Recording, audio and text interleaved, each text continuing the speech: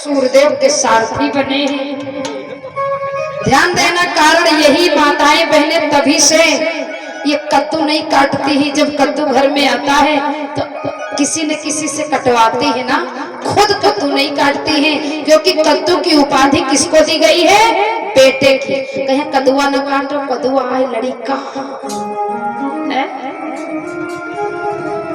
कारण क्या है?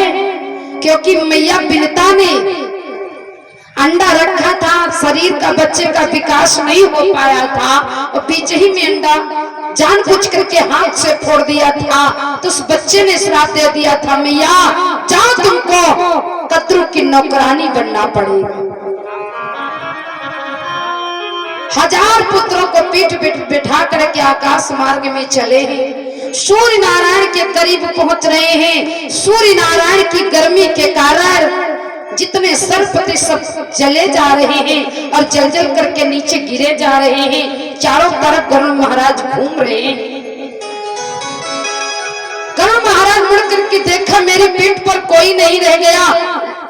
उतर करके आए, मैया कद्रू के पास हाथ जोड़ करके खड़े हुए, बोले मैया हमारी मैया को छोड़ दीजिए, क्योंकि तुम्हारे पुत्रों को आकाश मार्ग से घुमा करके लेकर के मैं आ गया। मैया कद्रू कहने लगी, गरुड़ तुमको शर्म नहीं लग रही? अरे मेरे 1000 बेटों को आकाश मार्ग में घुमाने के लिए लेकर के गए थे या मरवाने के लिए लेकर के गए थे? सारे सर्प जल गए, सब बेचारे व्याकुल हैं, परेशान हैं। ऐसे तो चाहे तुम्हारी मैया को मैं छोड़ दे, आप बिल्कुल नहीं छोड़ने वाले।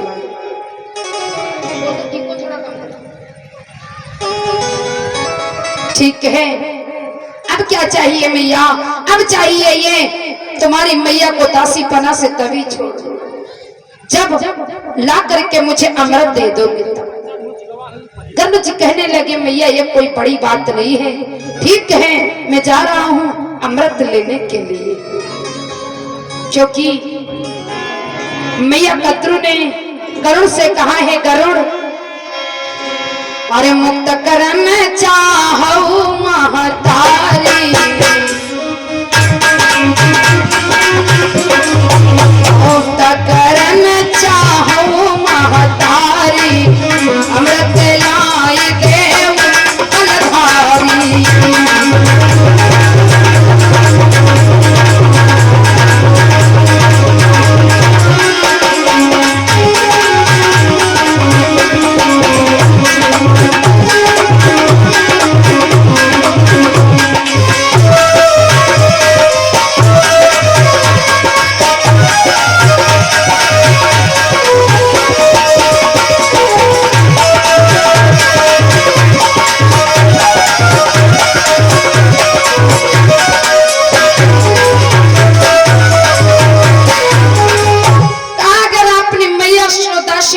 छुटकारा दिलाना है तो अमृत ला करके दो।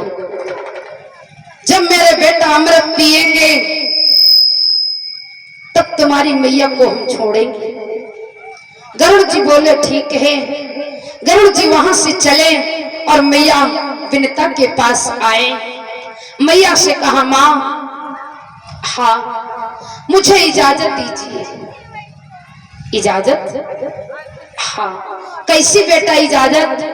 गरुड़ जी कहने लगे, मैया मैं जा रहा हूँ अमृत लेने के लिए, क्योंकि मौसी का आदेश है अमृत ला करके दो, तब तुम्हारी मैया को दासी पना से छुटकारा दे।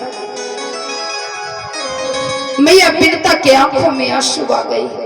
बेटा इतनी कम उम्र में आप अमृत कहाँ पा जाओगे? तुम्हें कैसे मिलेगा लाल, कैसे मिलेगा? मैया कुलिया गई, रोने लगी। बेटा तुमको अमृत नहीं मिलेगा। बेटा कि सुनी कर बात मात अकुल्यानी, और सुनकर बात मात अकुल्यानी, सुनकर बात मात अकुल्यानी, रही पुत्र समझाई है।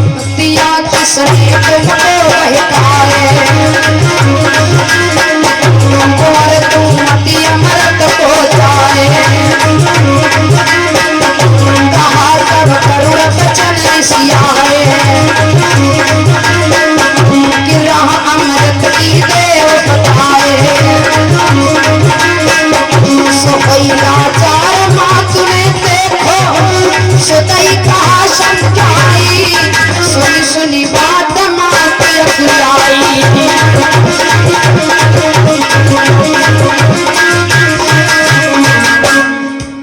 मैया समझाने लगी बेटा इतनी कम उम्र में तुमको अमृत कहाँ मिलेगा, लाल किसने तुमको बका दिया, किसने बका दिया जो आप अमृत लेने के लिए जा रहे हो। गरुड़ कहने लगे मैया चाहे कितनों भी कठिनाइयों का क्यों न सामना करना पड़े, लेकिन मैं अमृत लेने के लिए जाऊंगा। मुझे ये नौकरानीपन देखा नहीं जाता है, मुझे बर्दाश्त नहीं हो रहा है। अच्छा मैया मुझे इजाजत दीजिए। मैया समझ गई बेटा गरुड़ नहीं मानेगा, तो मैया कहने लगी समझाया कि बेटा नहीं मानेगा, तो आज अमृत का पता बताते हुए मैया बोली बेटा अगर अमृत लेने के लिए जा रहे हो तो जानते हो अमृत है किसके पास, किसके पास है माँ, कि अमृत घड़ा इंद्र पे बेटा। अरे उस अमृत का घड़ा इंद्र के पास है, इसलिए पहरेदार पुरंदर जाको, पहरेदार पुरंदर जाको जो धरती बलधारी है।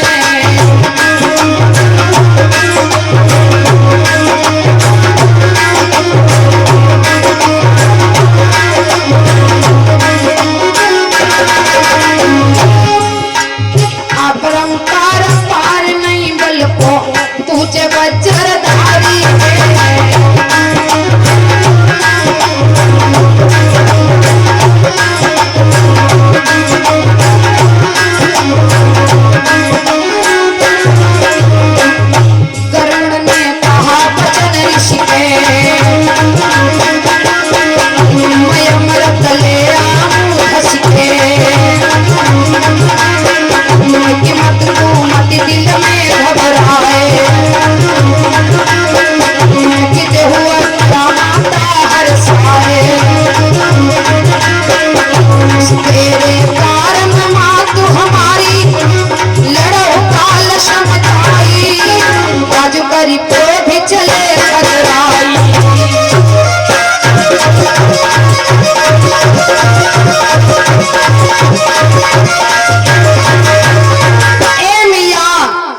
मुझे सब सारी हकीकत पता है, लेकिन आपका आदेश चाहिए, चाहे तुम्हारे कारण मुझे क्यों न काल से लड़ना पड़े, लेकिन मैं जाऊंगा, आपका आदेश चाहिए। मैया ने नाना प्रकार से समझाया। इसी बीच में लज्जाराम मौर्य नेवादा से 551 मुद्रा, अनुज नेवादा से 50 मुद्रा, वीरेंद्र गुजराटा से 51 मुद्रा, पंकज मौर्य गुजराटा से 51 मुद्रा, पवन यादव जी की तरफ से फल और 101 मुद्रा भगवान के आसन प्रदान हुए हैं। सदैव भगवान सुख शांति बनाए रखे, मनोकामना पूर्ण होती रहे, सदैव धर्म की ओर बढ़ते रहे। प्राण सुने गोविंद भगवान की। मैया ने नाना प्रकार से समझाया, गरुड़ नहीं माने, चल दिया। मैया बिनता ने भोजन का प्रबंध बता दिया, बेटा आप जाओ और जब जाना गरुड़ तो समुद्र के टापू पर कुछ निषाद लोग रहते हैं, उनको खा करके अपनी भूख मिटा लेना, और उसमें से एक ब्राह्मण का घर है, उस ब्राह्मण को मत खाना। आज प्रसन्न होकर के गरुड़ महाराज चल दिया मां की इजाजत लेकर के। भैया बड़ा भयंकर शरीर है,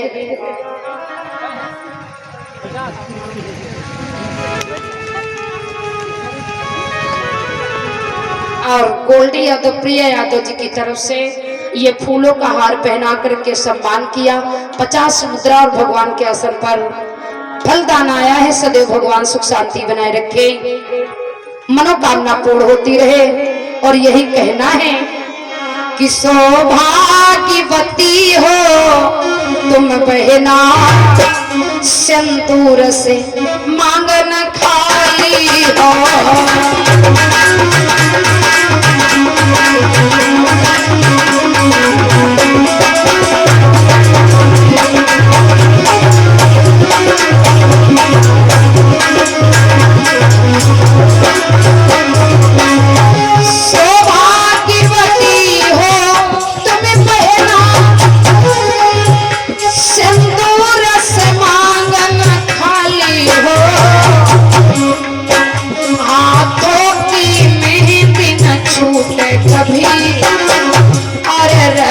कृष्ण मुरारी हो।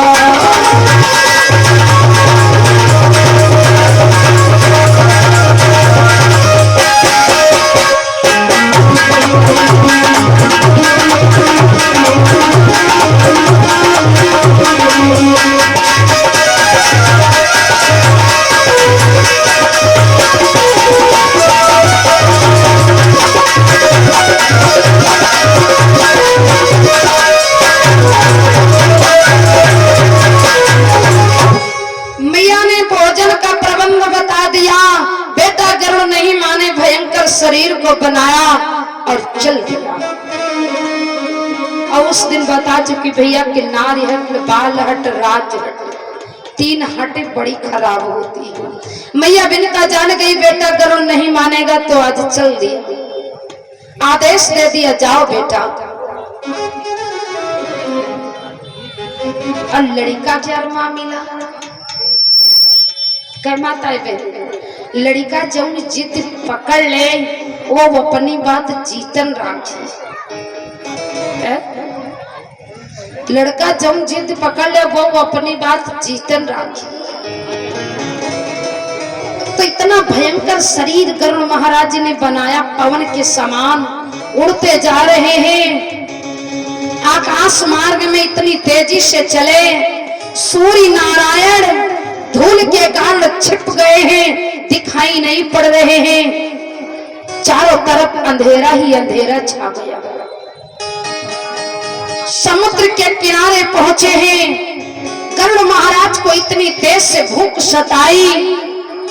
मैया ने कहा था बेटा समुद्र के टापू पर निषाद लोग रहते हैं, खा लेना।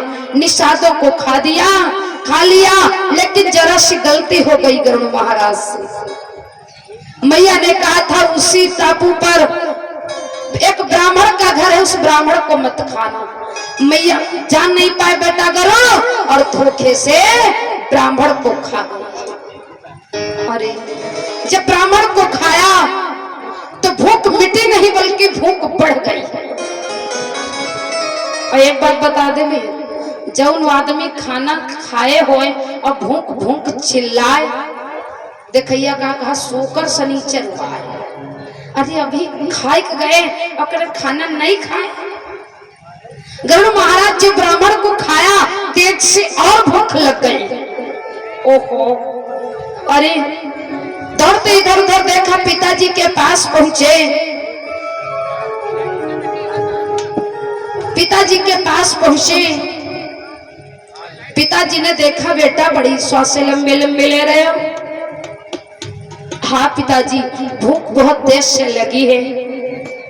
पिताजी ने समझाया बेटा हम व्यवस्था बता रहे हैं। और भैया भूख क्या समय जानते हो,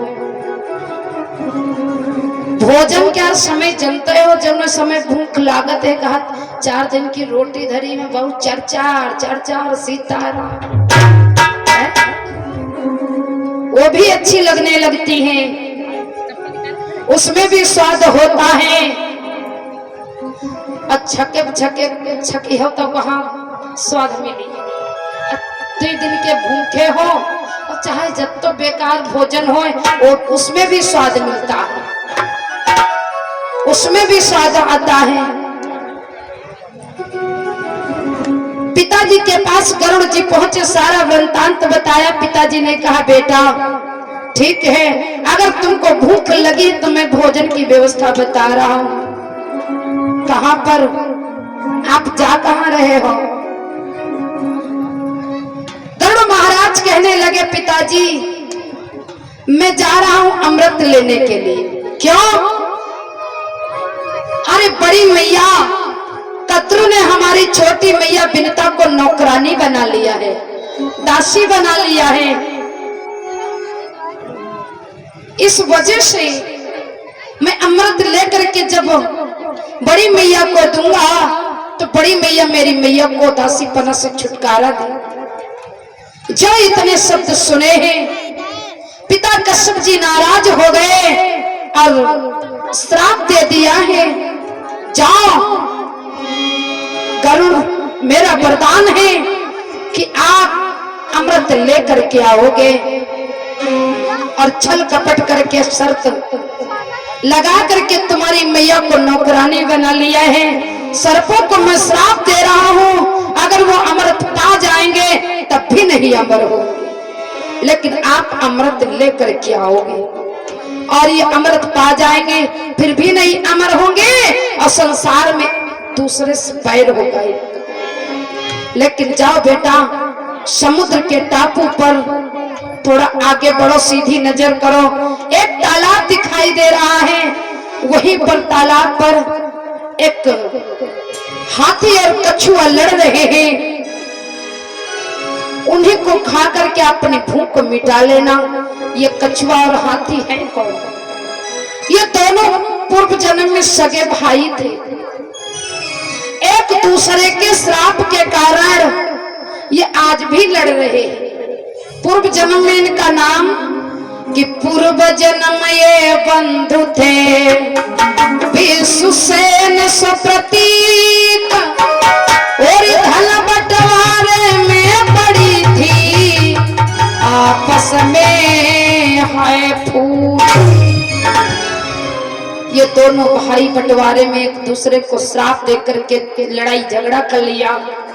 तो उस जन्म में भी लड़ते थे, इस जन्म में भी लड़ रहे हैं। जाओ उनको खा करके झगड़ा शांत कर दो। ठीक है, लेकिन ध्यान रखना बेटा, इनकी लंबाई चौड़ाई 6 योजन गज केरी ऊंचाई, 12 योजन लंबाई।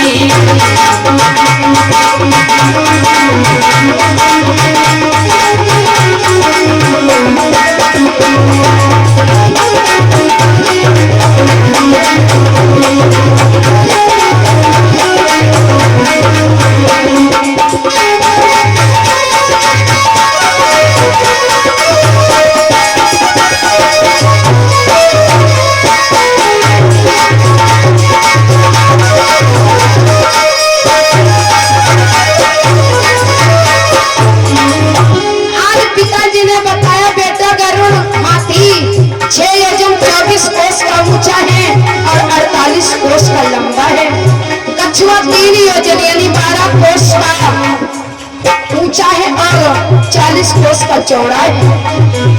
कछुआ योजन 3 ऊंचाई, कछुआ योजन 3 ऊंचाई, 10 योजन का ऊंचाई।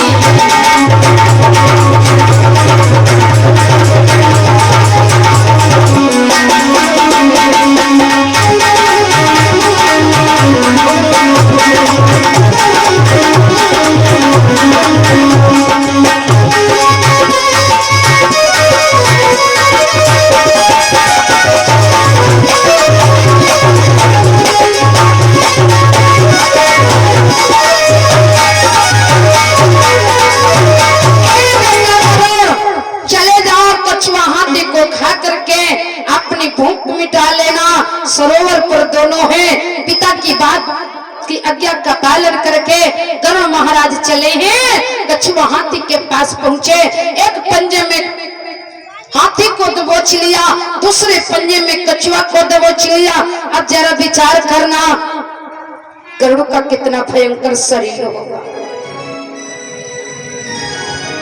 और इसी बीच में शुभम चौरसिया जी की तरफ से ये 20 मुद्रा हमारे लिए स्पेशल। वाह भाई वाह, सदैव भगवान सुख शांति बनाए रखे, मनोकामना पूर्ण होती रहे। आज का जमाना तो ऐसा ही है भैया, आज का जमाना तो कैसा है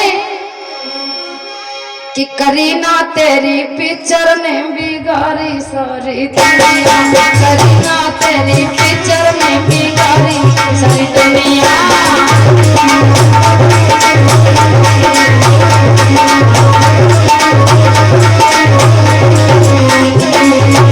भैया शुभम, आज का जमाना कैसा, लोग देख देख के खरबूजे को रंग बदल रहा है, क्योंकि आप यही चाह रहे थे ना, बिगाड़ी सारी दुनिया, बिगाड़ी सारी दुनिया, करीना तेरी पिक्चर में बिगाड़ी सारी दुनिया।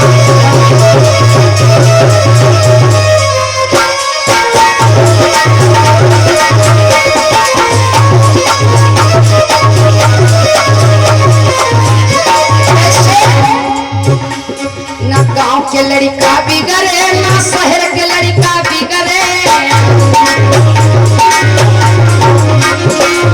गाँव के लड़का बिगड़े ना शहर के लड़का बिगड़े।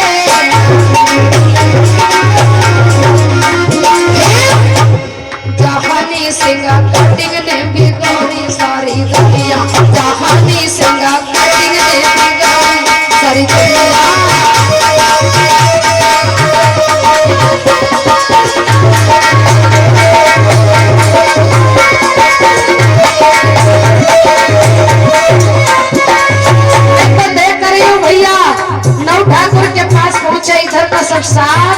इधर का सब साथ अब बीचम कमला धरे, बीचम कमला धरे। न गाँव की बिटिया बिगड़ी न शहर की बिटिया बिगड़ी, गाँव की लड़की बिगड़ी न शहर की लड़की बिगड़ी।